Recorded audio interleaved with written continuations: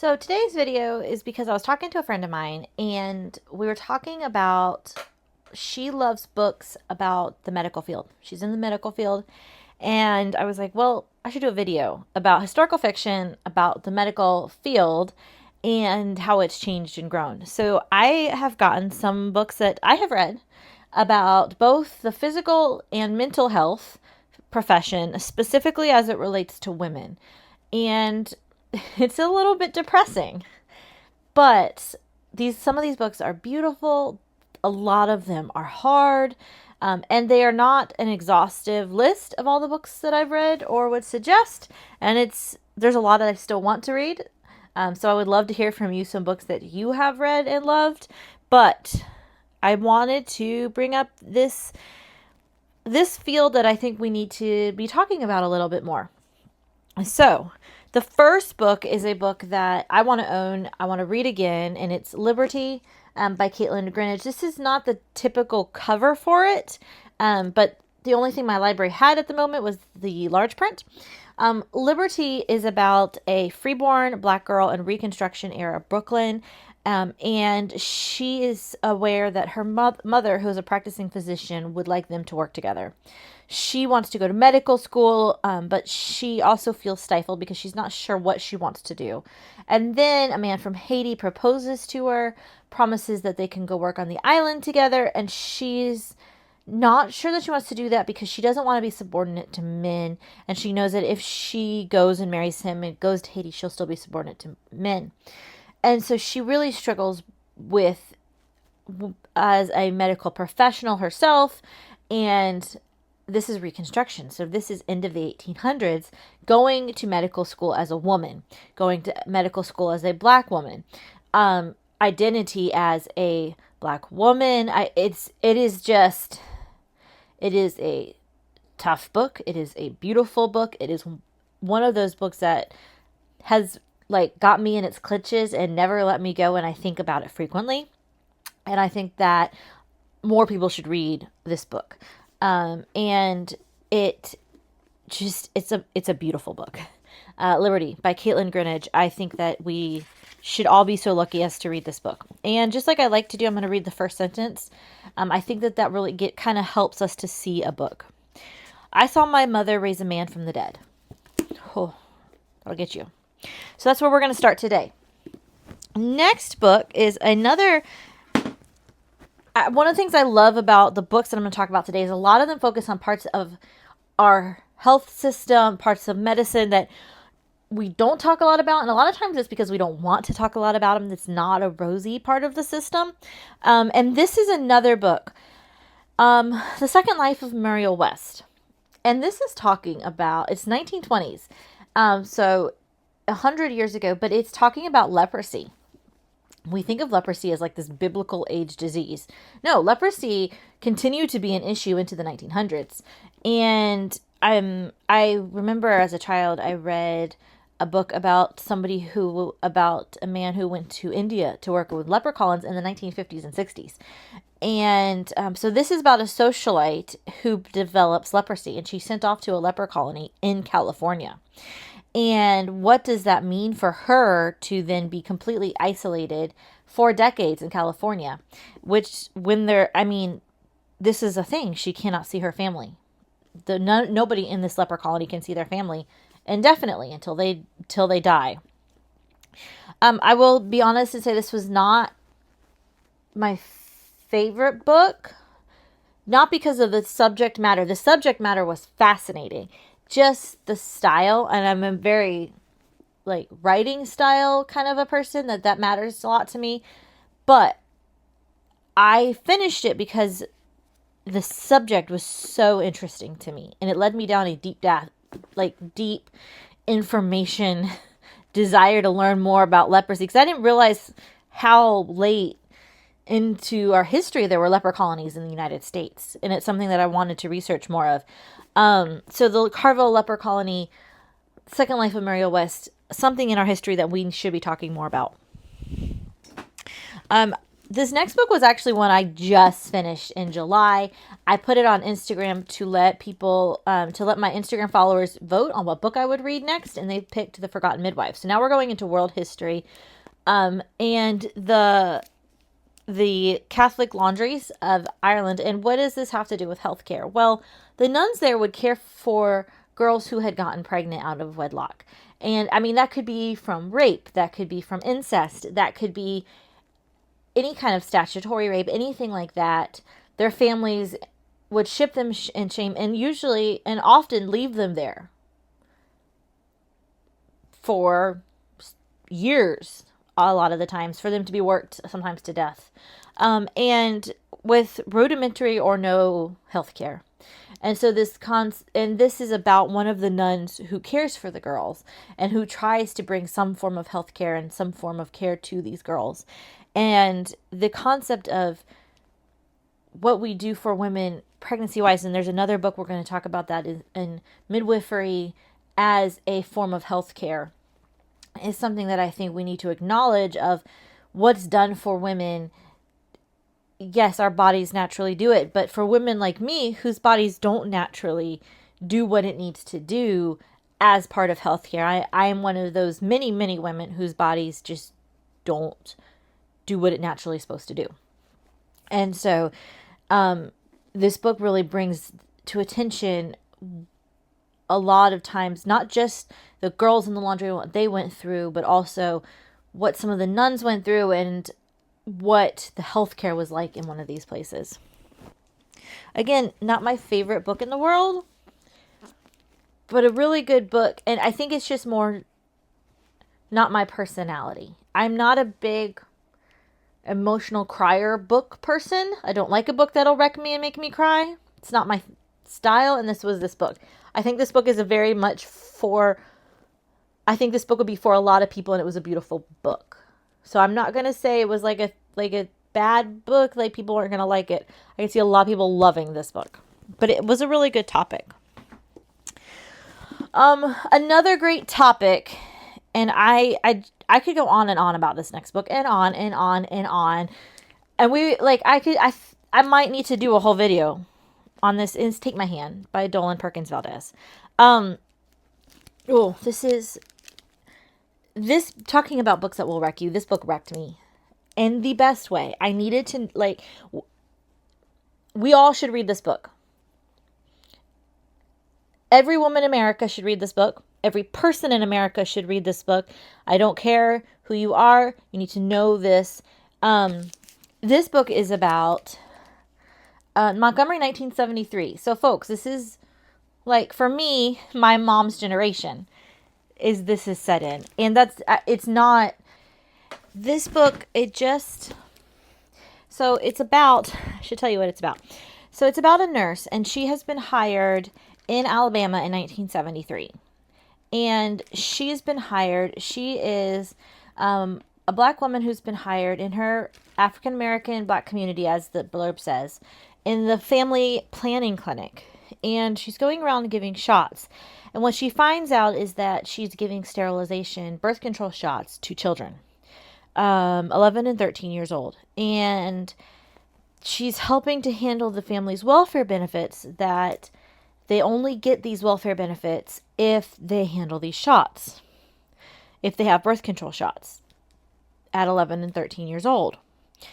And she cares for these two girls, and comes to find out these two girls, they're extremely poor, and they have some learning struggles, and there's just a lot that they struggle with.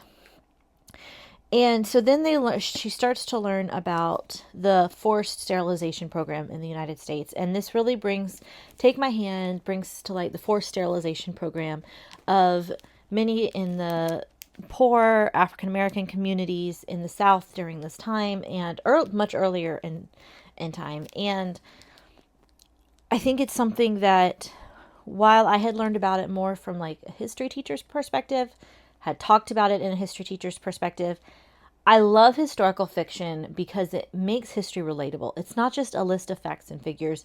Historical fiction, I heard a quote that history appeals to your mind, historical fiction appeals to your heart.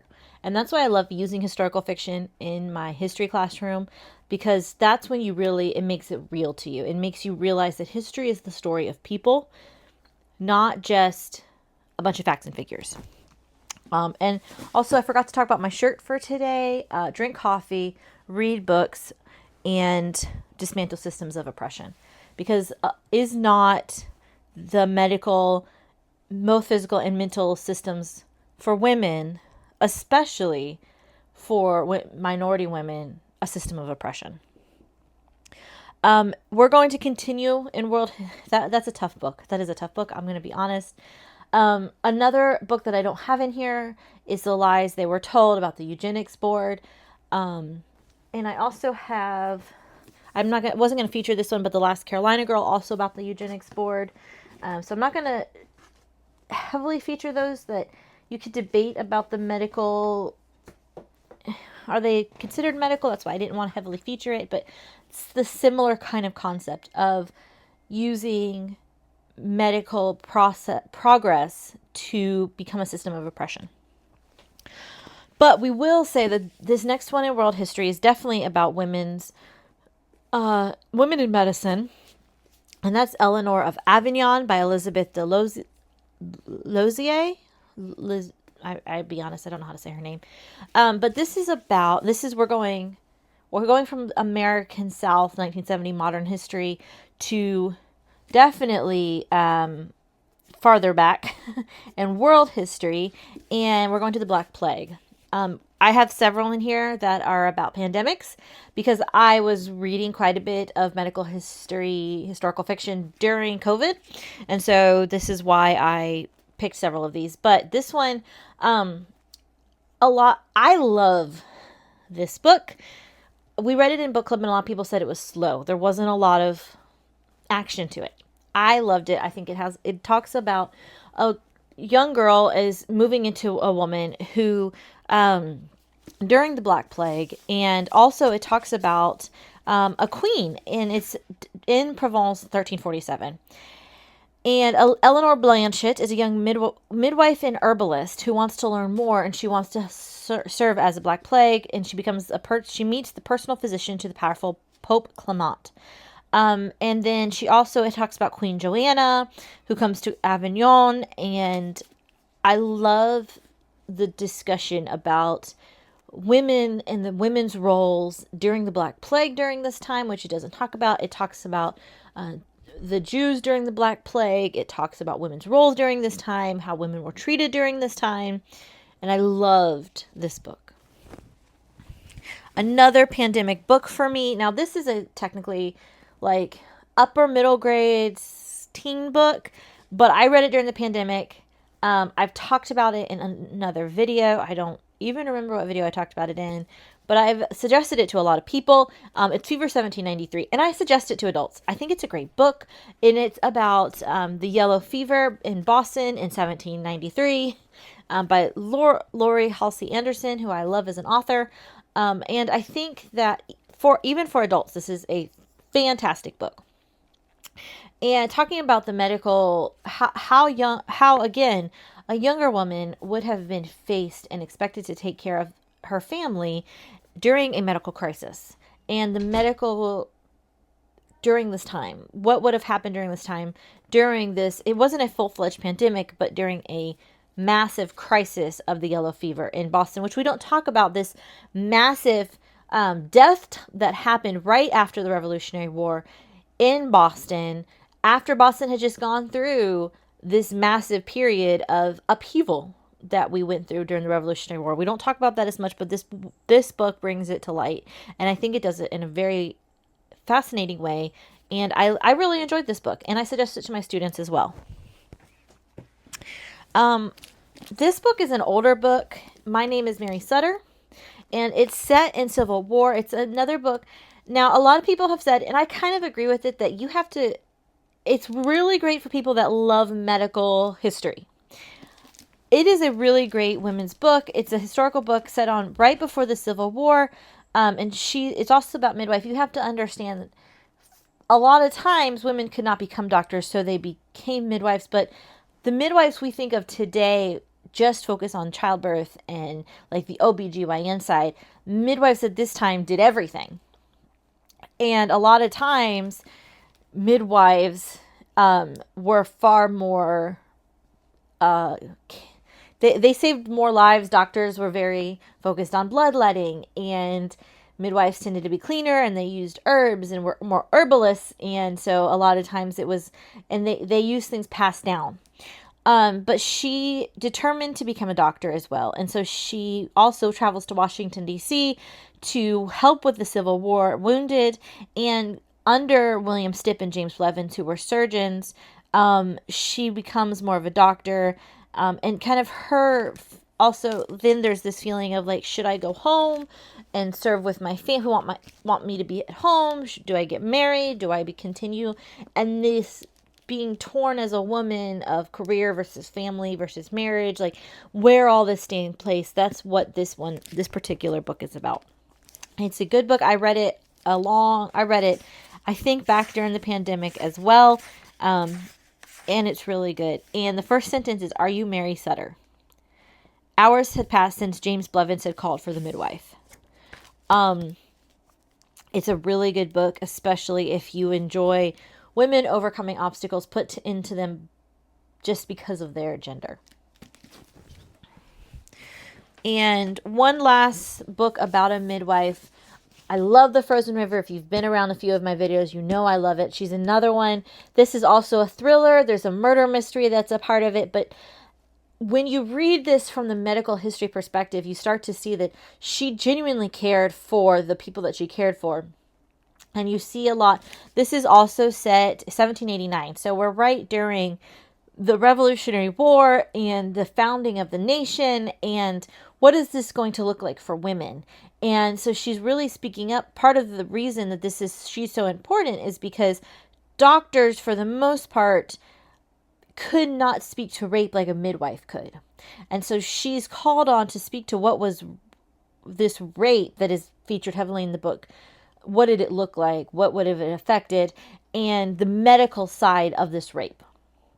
And so I think that talking about women's bodies and talking about women as a whole, I think that this book does a great job of talking about that from a medical perspective.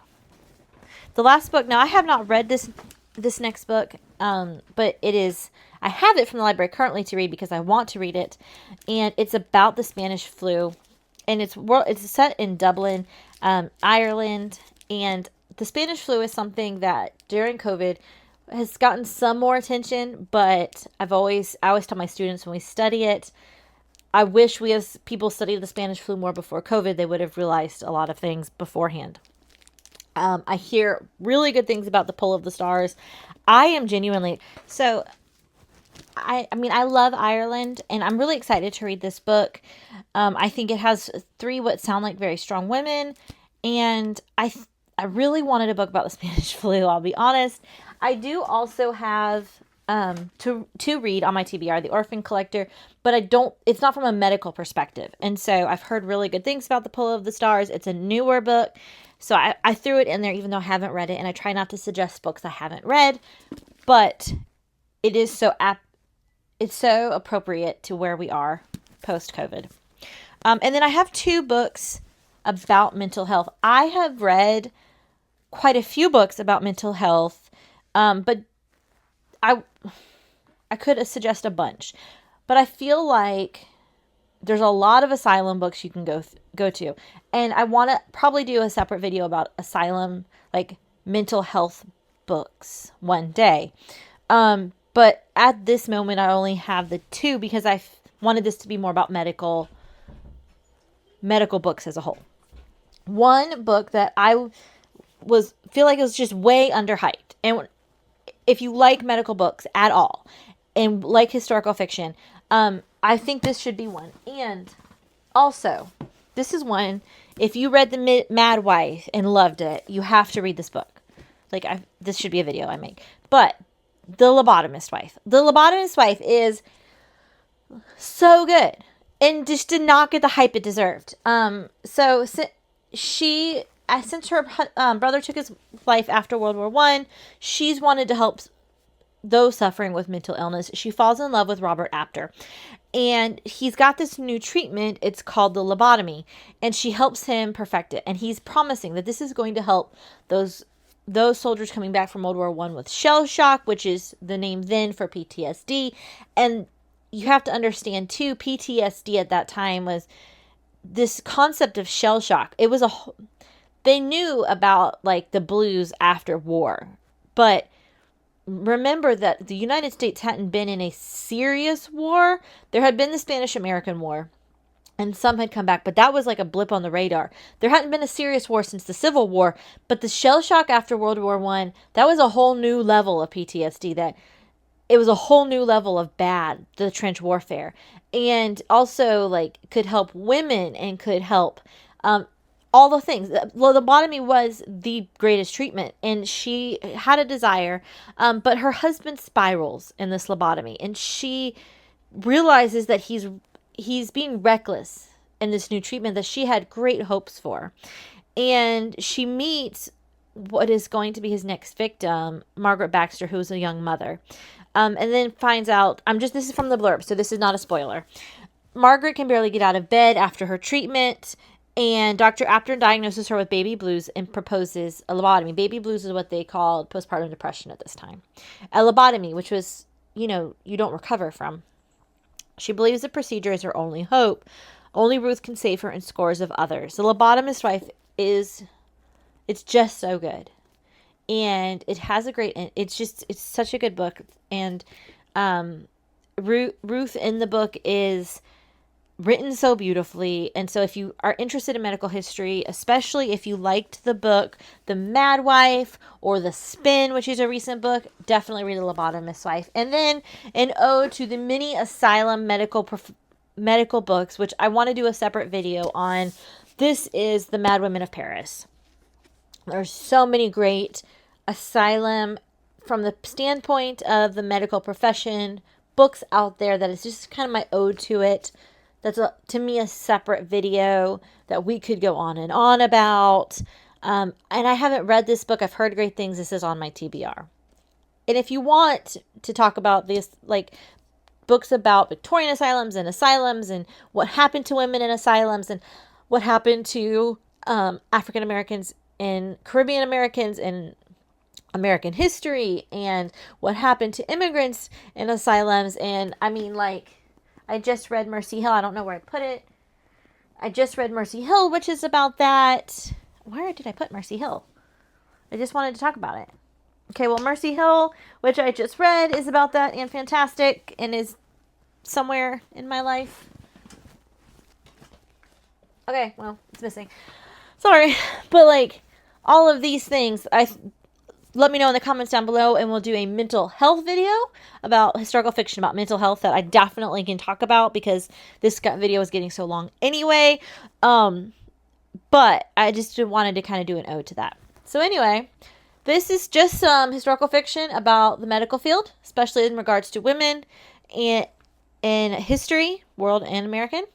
And I just felt like, just remember, like I said, history is about applying to your head. Historical fiction reminds us that history is a story of people, individual people.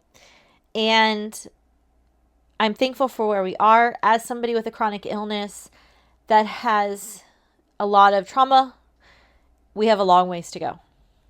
And we have a long ways to go in the medical field, a long ways to go in America in the medical field. And I hope to see that happen in my lifetime. But these are some great books.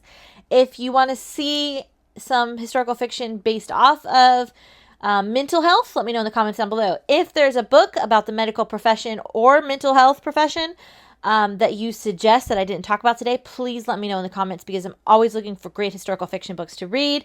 I would love to hear from you. Let me know in the comments down below. If there's some other historical fiction ideas that you would like to know in the comments from a history teacher, let me know below as well. Thank you, and always remember to always bring a book.